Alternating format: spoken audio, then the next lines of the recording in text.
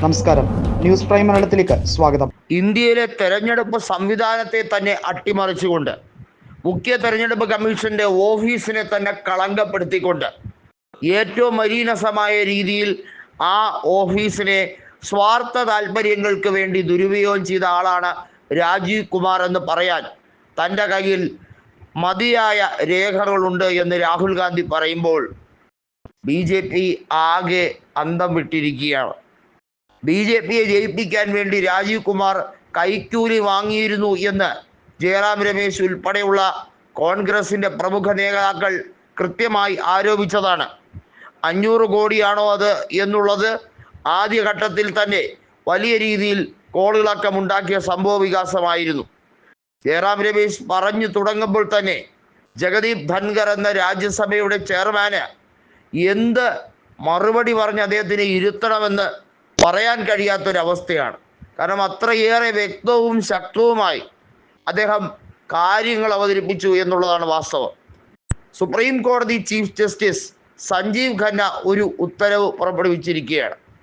അതായത് തെരഞ്ഞെടുപ്പ് കമ്മീഷനെ നിയമിക്കുന്നതുമായി ബന്ധപ്പെട്ട പാനലിൽ എന്തുകൊണ്ട് സുപ്രീം കോടതി ചീഫ് ജസ്റ്റിസ് ഉൾപ്പെടുന്നില്ല ഇത്രയും നാളും എന്നതിൻ്റെ ഗുട്ടൻസ് ഇപ്പോഴാണ് തനിക്ക് പിടികിട്ടിയതെന്ന് സഞ്ജീവ് ഖന്ന പറഞ്ഞു.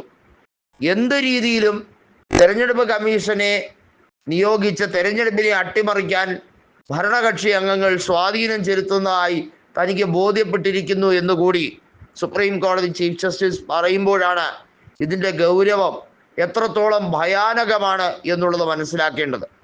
ഇന്ത്യ എന്ന ലോകത്തിലെ തന്നെ ഏറ്റവും വലിയ ജനാധിപത്യ ശക്തിയായ ഈ രാജ്യത്ത് വാസ്തവത്തിൽ പണാധിപത്യവും ഇത്തരത്തിൽ ഉള്ള ഇലക്ഷൻ കമ്മീഷന്റെ വഴിവിട്ട ഇടപെടലും BJP കഴിഞ്ഞ ഏറെ നാളായി അനധികൃതമായി സമ്പാദിച്ച പണം 1685 കോടി രൂപ ഓഡിറ്റ് ചെയ്യപ്പെടാത്ത, കണക്കിൽപ്പെടാത്ത പണം, അതിൽ വലിയൊരു പങ്ക് തെരഞ്ഞെടുപ്പ് കമ്മീഷന് കൊടുത്തുകൊണ്ട് വലിയ രീതിയിലുള്ള വെബ്സൈറ്റ് തിരിമറി ഉൾപ്പെടെ കാണിച്ച് 1961 തെരഞ്ഞെടുപ്പ് ചട്ടം തന്നെ ഭേദഗതി ചെയ്തുകൊണ്ട് തെരഞ്ഞെടുപ്പ് കമ്മീഷനെ ഒഴിവാക്കിക്കൊണ്ട്, അതായത് വിവരാവകാശ നിയമ പ്രകാരം ഇലക്ഷൻ ഡീറ്റെയിൽസ് നൽകുന്നതുമായി ബന്ധപ്പെട്ട ആ നൂലാമാല ഒഴിവാക്കിക്കൊണ്ട് ജനങ്ങളിൽ നിന്നും വലിയ രീതിയിൽ കാപട്യം നിറഞ്ഞ ഒരു ഉദ്യോഗസ്ഥനെ രക്ഷിക്കാൻ BJP ശ്രമിച്ചിരിക്കുകയാണ് എന്നാണ്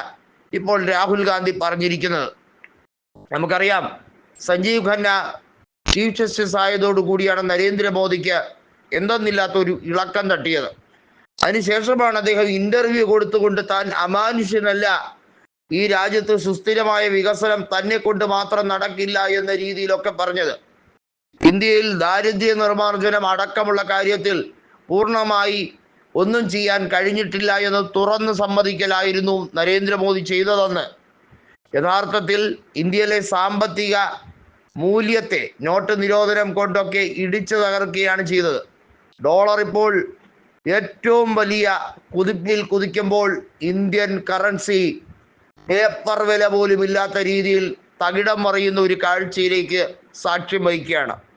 57 രൂപ ഒരു ഡോളറിനായിരുന്ന സമയത്ത് നരേന്ദ്രമോദി ഗുജറാത്ത് മുഖ്യമന്ത്രി ആയിരുന്നപ്പോൾ ഇന്ത്യൻ പ്രധാനമന്ത്രി മൻമോഹൻ സിംഗിനെതിരെ വലിയ തോതിൽ വാചകമടിച്ചത് ഇപ്പോഴും എല്ലാവരും ഓർക്കുന്നു. എന്നാൽ ഇപ്പോൾ അദ്ദേഹം പ്രധാനമന്ത്രിയായപ്പോൾ ഇന്ത്യൻ രൂപ കടലാസ് വില പോലെയാകുന്ന കാഴ്ച കാണുകയാണ്. നരേന്ദ്രമോദിയുടെ കൊള്ളരുതായ്മയ്ക്ക് കൂട്ടുനിൽക്കുന്ന രാജീവ് കുമാറിനെ നീക്കാൻ എന്തുകൊണ്ട് സുപ്രീം കോടതി തയ്യാറാകുന്നില്ല എന്ന ചോദ്യവും രാഹുൽ ഗാന്ധി ചോദിക്കുന്നു.